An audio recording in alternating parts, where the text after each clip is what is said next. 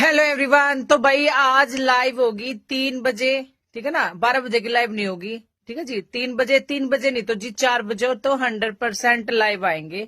मगर 3 बजे मैं पक्का कोशिश करूंगी भाई लाइव आने की, ठीक है ना। क्योंकि जी इस टाइम इसलिए लाइव नहीं आ रहे क्योंकि हम पार्सल पैक करने लग रहे हैं 7 बजे के। ईब छोरी पार्सल पैक करके गई है, राजेश जी पार्सल लगाने जा रहे हैं। और भाई जो सुबह सुबह जो ऑर्डर आए थे ना वो भी हमने पैक कर दिए हैं। और काल के तो चले गए 6 जंबो गए हैं, कम से कम 120 पार्सल गए हैं जी। 120 पार्सल, मोटे मोटे मोटे मोटे सारे। किसी के 6 सूट, किसी के 7 सूट, 1-2 वाले तो बहुत ही कम थे। तो भाई 3 बजे वाली लाइव में मिलते हैं। जय बब्बा की, ठीक है भाई।